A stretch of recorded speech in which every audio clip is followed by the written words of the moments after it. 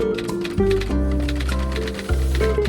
my gosh, hello gorgeous and lovely people. These glasses are giving me bad reflection from my light, but I'm just gonna keep them and hope for the best. Welcome to today's video. It's gonna be my November wrap up. I had a really good reading month in November. I read 10 books. I read another 5-star read of the year, which was great, my second one. So great books in November. I'm just gonna go through each of them. This is gonna be a quick wrap up. I don't like to linger too long. Let's just get into the wrap up. So the first book I started reading in November was Legendborn by Tracy Deonn. This is my second time attempting to read this book, and I DNF'd both times. I got to page 130. I know that's probably around when a fantasy book picks up, but I just wasn't in it. I've heard this is a really good fantasy, so maybe I'll give it one more chance, or I might be unhauling it. I don't really know. It was a DNF, so I did want to mention it in the video, and I don't DNF lightly, but this is my second time DNFing this book, so I'm just wondering if it's not for me. Let me know in the comments if you guys think I should give it another try, or if you think I should unhaul it. I really wanted to love this book, and I know so many people really do, and the cover is so cool, but I just don't know if this is the fantasy for me. The next book I read was Forget Me Not by Julia Soto. I ended up giving this 2.5 stars. What got me to buy it was the cover. It is so gorgeous and intriguing. I don't think I felt the romance. That was my main issue with this book. I liked the wedding planner aspect. I liked all of that, but I didn't feel the romance until the very end. Also, another thing I forgot to say when I started this, sometimes I give synopses in my wrap-ups, and a lot of the times I don't, and it's personally because I like going into books completely blind. If you like a synopsis, I can link all of the books down below where you can easily check out a synopsis on Goodreads. I always mess it up anyway, so if someone wants to know it, they just read the back of the book, because that's exactly what the author wanted you to know going into the book. I'm not the best one to convey it. I've never really given good synopses, so I've decided I'm just not gonna do it. Next was Wildfire by Hannah Grace. I read Icebreaker last year, really enjoyed it. I gave this a 3.5 stars. I love the setting of the camp. I think my main issue is it just didn't wow me. Icebreaker was like very memorable. I love the hockey environment, and while he's a hockey player, this isn't a hockey romance, and I think that's kind of what I went into it expecting. It was a really solid book. It just wasn't up to the 4-star level for me, and it didn't ultra wow me. You know what I'm saying? I love this cover. It's so adorable. I cannot wait for Henry's book. The announcement came out like right after I read this, and I am so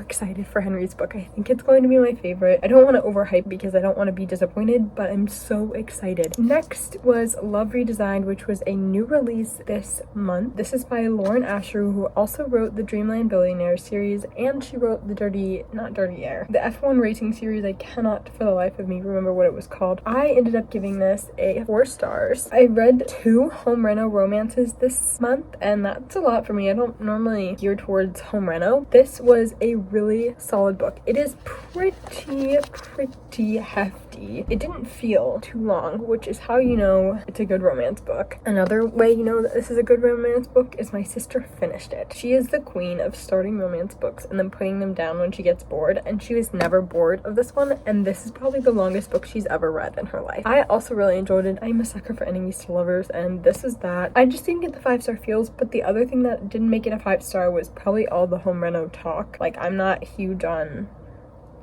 that.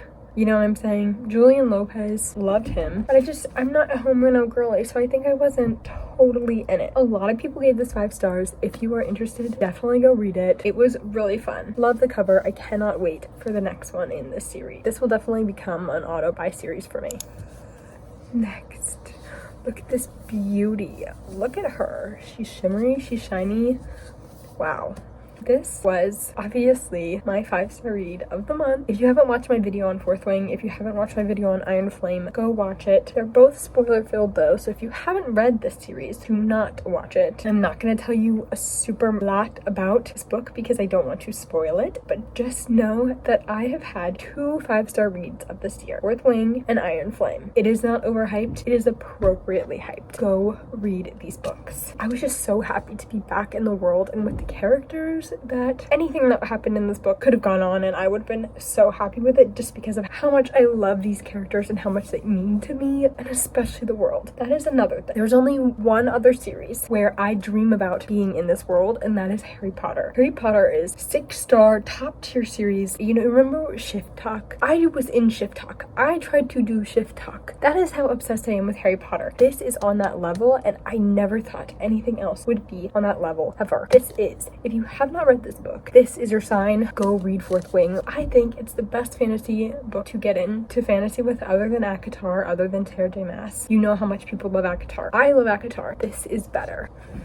There, I said it. King of Pride by Anna Huang. I read the first one, King of Wrath, last year, and it wasn't my favorite. And this one also wasn't my favorite. I give this 3 stars. I just think that these romances, they're fun. They're a good time. I enjoy them. They're nothing life-changing. Just okay to me. And that's exactly how this one was. After halfway through, I was like, okay, we can wrap it up now. We can wrap it up. Definitely spicy. Love the spice part of it. That's always super fun. They just weren't my favorite couple, and I was excited for Kai's little romance.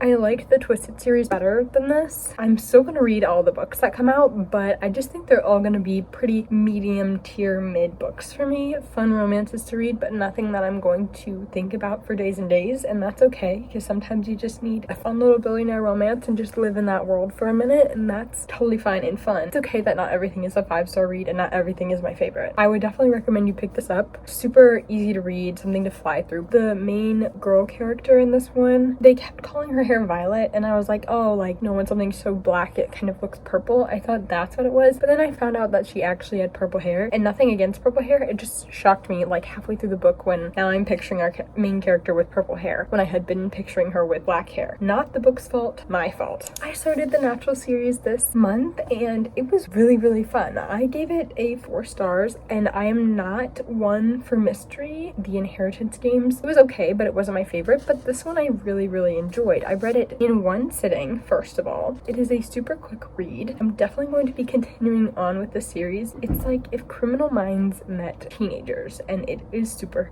fun. The audiobook was also very good, and that's how I listened to it. It was just a great experience. I prefer this over the Inheritance games. I low-key wish I knew who was gonna win in the love triangle because I like them both, and I don't know who's gonna win, and that stresses me out just a tiny bit. Jennifer Lynn Barnes is the queen of love triangles. Next, I read Ready Player One, which is a movie that I've watched. I ordered the book because I got a free book off of Thrift Books. Go check out the link down below. I was like, great, you know, I watched the movie. It was a good movie. I'm just a book girl, so reading the book is always something that I do, even if I watch the movie first. And I wasn't expecting to super love this, but I actually had a lot of fun. I rated it a 3.5 stars. It was very enjoyable. I noticed a few differences from the movies, but honestly, the movie was a pretty good representation of the book, and I'm gonna read Ready Player 2, so that tells you a lot. It was super accessible, kept me on my toes. I mean, this is the large print edition, but it is a pretty thick book, and I read it in like 2 days or something like that. The Christmas Fix by Lucy Score. I've been seeing this read go around everywhere, on Instagram, on Book Talk, on BookTube. This is the other home reno book that I read this month. I rated this 4 stars. I love Lucy Score's writing. It was a good Christmas romance, but it wasn't too in-your-face Christmassy. Christmas romances can get a little bit annoying, but this one wasn't. It felt like Christmas was just the natural setting, and it was mentioned, but it wasn't like the entire focus of the book. It is single dad. I really like the kid, which is something I also don't say very much because I tend to not like kids in books. It's enemies to lovers, so I always eat that up. If you're looking for a Christmas romance, I would definitely check this one out. Next, I read a book on my Kindle. It was a little erotica romance kind of deal, and it was Dear Monster Claus by Maeve Black. I rated it 2 stars. It wasn't bad, but it wasn't much to be rated on. Like, it was really short, 150 pages on my Kindle or something like that. I am gonna order a physical copy. The cover I think is really hilarious, which is why I picked it up. I've never read like monster erotica before, and it was kind of fun. Like, I read it in like one sitting. I was sitting by the Christmas tree reading this. It was comical, raunchy, and I don't know, it was a weird experience. 18 plus, absolutely. I've never really ventured into that like Ice Planet Barbarian, that kind of world. I picked this up to get on my Goodreads goal goal because I'm like 13 books away from my goal and I'm 4 books behind schedule. So I'm a little worried about it. So I picked this up because it was like, I want to read something Christmassy, but I want it to be short, and all my Christmas rom-coms are like 400 pages that I own. So I was like, let's go with this one. It went by super fast. It was entertaining. I laughed. Was it a little toxic? Yeah, I mean, it was an erotica. If you're gonna pick one up, I'd say this is pretty good. I can't say that with full certainty because it's the first one I've ever read, but I liked it. It was fun. The last book I read in November was A Merry Little Meet Cute. This is by Julie Murphy and Sierra Simone. I gave it a 3.5. It follows a porn star and a retired bad boy band guy. I thought it was super fun. I've read like only 1 or 2 other books that follow people in the adult film industry, and I really enjoy them when I read them, and I think this one was a very good one. It also had great representation. There was a lot of exploration of sexuality and plus size women in the adult film industry, and it was really good representation, I feel like. So I am a white woman, so take my opinion with a grain of salt. I think it was a little too long for my liking. 250 pages in and felt like it should be wrapping up. I thought the end was a little bit too dragged out. If it was like 350 pages, it would have been perfect, but 400 was a little much for me. So that's why I bumped it down from a 4 to a 3.5. There's also another one in this world/series, and I'm really interested to read that one as well. These are all the books I read in November. Again, let me know about Legendborn down in the comments what you think I should do. Check out any of my other stuff below. I'll have all of these synopses linked down in the description. I hope you're having a great holiday season coming up. Thank you so much for watching. I'll see you in the next one.